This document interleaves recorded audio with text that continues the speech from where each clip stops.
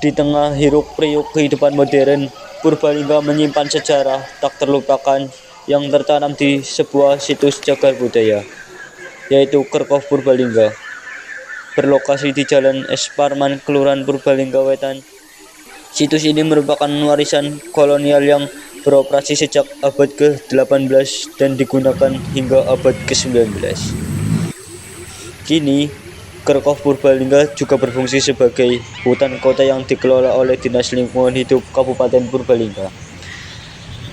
Kerkop yang menjadi tempat peristirahatan terakhir bagi para kolonial Belanda.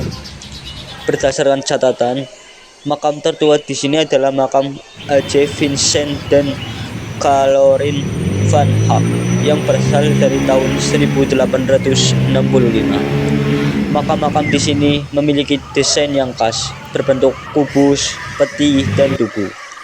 Dengan setiap makam diberi nomor registrasi, sayangnya faktor usia dan cuaca membuat beberapa batu nisan aus dan prasastinya tidak lagi terbaca. Selain nilai sejarah, bentuk-bentuk batu nisan dari yang semula putih kini telah berubah menjadi banyak lumut dan sedikit kehitaman akibat kerak jamur. Namun, di balik itu semua, setiap makam menyimpan cerita yang membawa kita kembali ke masa kolonial, menjadi saksi bisu interaksi antara orang Eropa dan bumi Purbalingga. Menurut kami ya, Kerkop dulu itu ceritanya sebetulnya itu gereja. Jadi itu tempat pelataran gerejanya orang Belanda. Ya, dulu kan di Purbalingga termasuk para penjajah Belanda itu kan datang ke sini. Ya, itu gerejanya. Makanya itu banyak makam-makam itu orang-orang Belanda, orang-orang kayak dulu tuan ada pejuang juga ada yang masyarakat biasa, ya kan, bukan istilah swasta itu meninggal itu dimakamkan di komplek gereja Belanda, namanya ini Kerkop. Itu. Siapa saja yang dimakamkan di Kerkop Purbalingga dan apa latar belakang mereka? Misalnya tentara Belanda atau keluarga mereka. Gini, kalau siapa saja kita nggak tahu, tapi di situ ada namanya ya. Itu ada namanya, ada di batu nisannya itu ada. Mayoritas mereka itu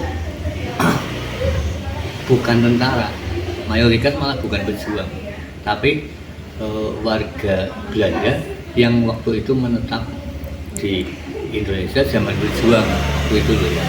Makanya kan ya mungkin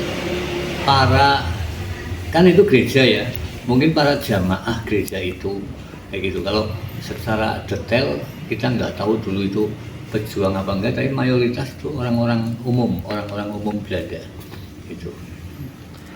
Mengapa pemakaman ini akhirnya tidak lagi digunakan dan kapan hal itu terjadi? Maksudnya nggak digunakan Sebagai pemakaman lagi. karena itu kan merupakan situs ya, jadi nggak bisa digunakan untuk makam umum gitu, nggak bisa. Itu hanya sebagai cagar budaya yang oleh Dinas Pendidikan itu di SK-kan, itu kan ada SK sesuai dengan Undang-Undang Nomor 11 Tahun 2010, itu merupakan cagar budaya. Kini, Kerkop tidak hanya menjadi cagar budaya, tetapi juga ruang terbuka hijau yang dapat dinikmati oleh masyarakat, meskipun sering dianggap angker. Situs ini adalah pengingat penting akan sejarah kolonial di Purbalingga. Mari kita jaga dan lestarikan warisan ini sebagai bagian dari identitas dan sejarah kita. Karena mengenang masa lalu adalah cara kita untuk menghargai perjalanan menuju masa depan.